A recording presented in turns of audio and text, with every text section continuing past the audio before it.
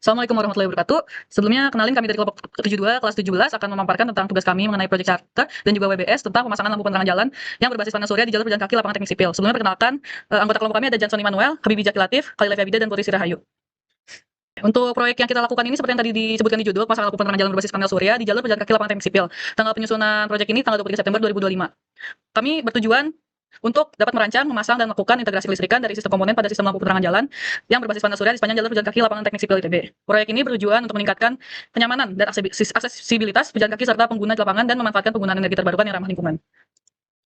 Untuk manajer proyek kita namanya Udin Azhar dengan wewenang mengatur jadwal dan alokasi tugas tim proyek, lalu mengelola anggaran proyek yang telah disetujui, mengelola dan mengalokasikan sumber daya, berkomunikasi langsung dengan stakeholder utama termasuk sponsor, vendor, dan direktorat terkait, dan terakhir mengambil keputusan terkait perubahan minor dalam ruang lingkup proyek dengan persetujuan sponsor. Untuk persyaratan produknya, kami menentukan jumlah titik lampu yang akan dipasang terdapat 6 titik dengan tinggi tiangnya 60 meter dan jarak antar lampunya 20 meter. Sumber energi dari lampu ini nantinya akan berasal dari sumber energi yang masuk ke panel surya. Harapan kami daya tahan lampu ini bisa bertahan di 12 jam selama malam hari sampai pagi hari dan standar produknya berstandar nasional Indonesia. Untuk modul fotovoltaik wajib dilengkapi dengan tanda SNI yang menunjukkan bahwa produk telah melewati proses pengujian dan pengawasan. Peraturan Menteri Energi dan Sumber Daya Mineral Nomor 2 Tahun 2001 mengatur standar modul surya fotovoltaik silikon kristalin yang mencakup persyaratan teknis dan keselamatan. SNI YC 61215 digunakan sebagai standar internasional untuk modul fotovoltaik terestrial yang mencakup uji, prosedur uji, dan kualifikasi desain. Lalu untuk yang berikutnya, ada rencana kegiatan. Anggaran kita yang kita terapkan yaitu sekitar 133 juta rupiah dengan durasi proyek selama 8 minggu dari tanggal otorisasi paling pertama. Lalu untuk ruang lingkup yang termasuk itu survei dan penentuan titik lokasi pemasangan, kemudian pengadaan tiang, lampu LED, panel surya, baterai, dan komponen terkait.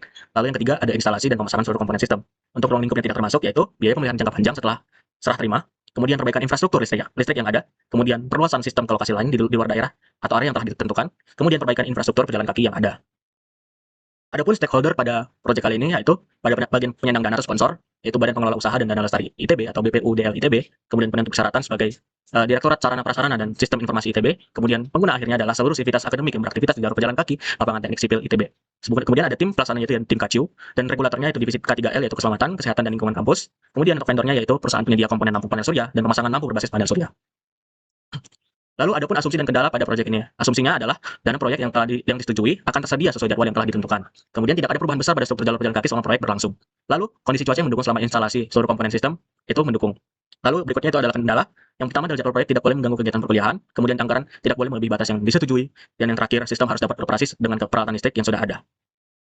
Lalu terdapat otorisasi proyek pada kali ini yaitu dengan tanda tangan di bawah ini, proyek ini resmi diotorisasi oleh Profesor Dr. Renat Purbadono STMM sebagai Ketua BPUDL ITB pada tanggal 20 September 2025 dan ditugaskan kepada manajer proyek yaitu Udin Azhar pada tanggal 23 September 2025. Yang selanjutnya ada work breakdown structure dari pemasangan lampu penerangan jalan berbasis panel surya ini. Yang pertama itu ada sistem manajemen proyek, survei desain, procurement, eksekusi, sama pengujian. Nah setelah itu sistem manajemen proyek dibagi menjadi 3 bagian lagi. Itu ada instalasi yang dibagi menjadi 2 bagian yaitu identifikasi stakeholder dan project charter.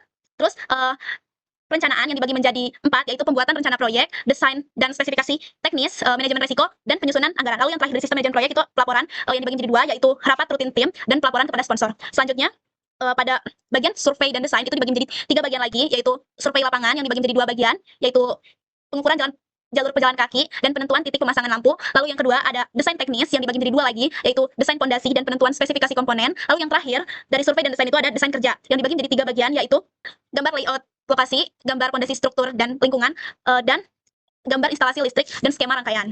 Selanjutnya pada procurement itu dibagi menjadi 3 bagian, seleksi vendor yang dibagi menjadi 2 bagian, pencarian vendor dan evaluasi pilihan vendor.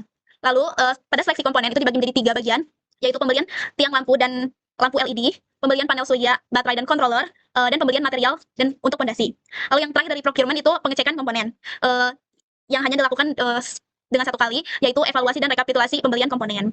Selanjutnya adalah 2 tahap akhir yaitu eksekusi dan pengujian. Untuk eksekusi sendiri akan diawali oleh pengadaan material yaitu dengan melakukan pemesanan dan penyimpanan dan pengamanan material itu sendiri. Lalu yang kedua ada pembuatan fondasi tiang di mana terhadap persiapan lahan, pembentukan penggalian fondasi dan juga pengecoran fondasi. Lalu yang ketiga ada pemasangan tiang lampu yang dimana dibagi menjadi pengangkatan tiang, pemasangan tiang pada fondasi serta pengencangan tiang dan fondasi. Lalu yang keempat adalah instalasi sel surya sebagai tahap akhir eksekusi yaitu pemasangan rangka panel surya, instalasi panel surya, dan juga koneksi kabel dan inverter. Lalu yang terakhir pengujian itu ada pengujian sistem dan serah terima. Untuk pengujian sistem sendiri kita akan melakukan uji sensor cahaya dan uji durasi lampu. Lalu untuk serah terima sendiri akan dilakukan demonstrasi lampu itu sendiri, penandatanganan serah terima dari proyek ini kepada klien.